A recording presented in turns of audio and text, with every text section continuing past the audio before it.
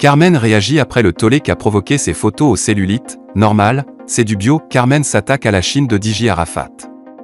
Pour plus de détails après le générique. Avant de commencer, n'oubliez pas de vous abonner et d'activer la cloche de notification car cela va vous permettre de ne plus manquer à nos prochaines vidéos. C'est parti!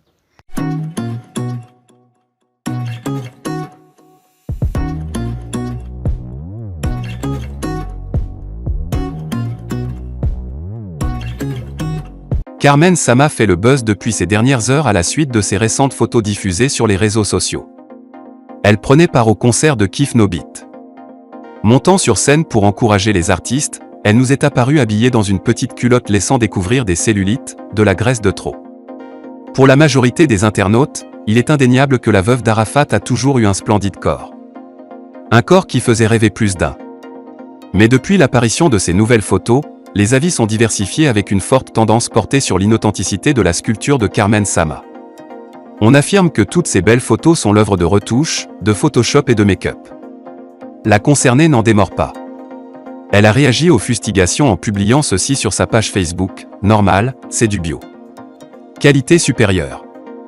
Pour dire qu'elle s'assume, qu'il n'y a rien d'artificiel en elle et qu'elle est apparue dans toute son originalité. Est-ce dire ou reconnaître que ces photos antérieures sont le fruit d'une modification? Une chose est sûre, Carmen a laissé le doute dans l'esprit de tous ceux qui voyaient en sa plastique quelque chose d'absolument onirique et irréprochable. Soit. Toutefois, ils sont nombreux encore à dire qu'elle est belle, même avec des cellulites, car après tout, c'est une femme qui a déjà donné la vie. Et lorsqu'on fait vagir un nourrisson, on ne s'en sort pas forcément indemne.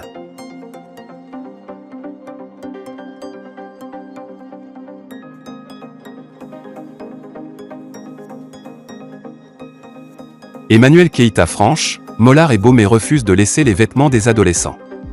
Emmanuel Keïta se prononce sur le style vestimentaire de Mollard. En vogue depuis quelques jours après sa rupture d'avec Peter 007, la célèbre influenceuse ivoirienne, Emmanuel Keïta, fait de plus en plus parler d'elle sur la toile. Après ses nombreuses sorties adressées à son ex-partenaire Peter 007, sur qui elle a tout déballé, sans réserve, après leur rupture, Emmanuel Keïta s'attaque à Mollard et dit sans détour ce qu'elle pense du style vestimentaire de ce dernier.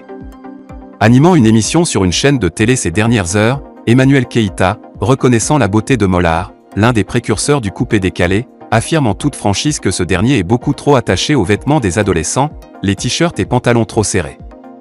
Le Mollard est tellement beau, il ne vieillit pas malgré le temps mais ne met pas tous ses atouts en valeur.